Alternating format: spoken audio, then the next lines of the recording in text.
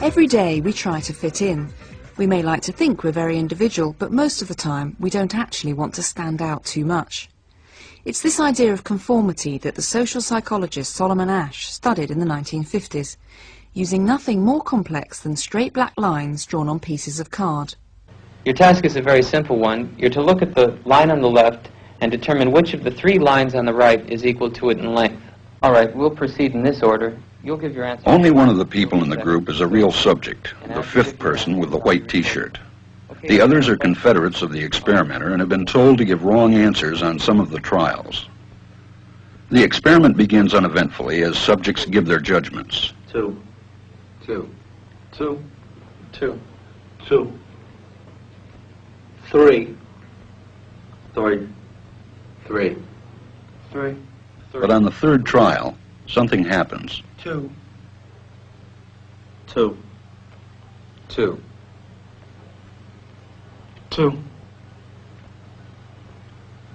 2. The subject denies the evidence of his own eyes and yields to group influence. 1. Asch found subjects went along with the group on 37% of the critical trials. Sometimes we go along with the group because what they say convinces us they are right. This is called informational conformity. But sometimes we conform because we are apprehensive that the group will disapprove if we are deviant. This is called normative conformity. The strength of the normative factor is shown in another variation carried out by Asch.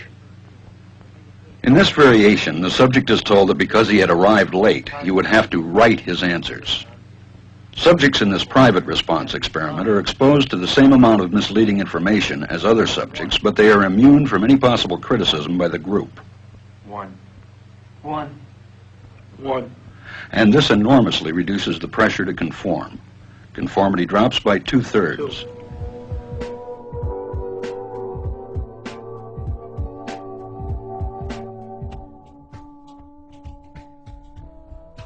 In the previous experiment, the naive subject stood alone against the group. In this variation, Asch gave the naive subject a partner, here seated in the third position, who also gives the correct response. 1, 1, 2,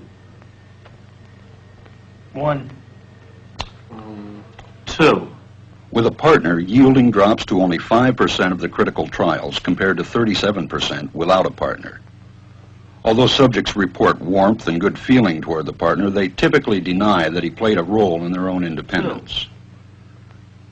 The partnership variation shows that much of the power of the group came not merely from its numbers, but from the unanimity of its opposition. When that unanimity is punctured, the group's power is greatly reduced.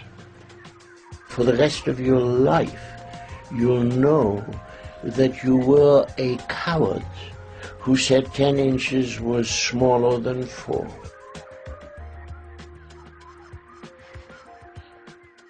Asch's experiment is a classic. It reveals how people will deny what they see and submit to group pressure.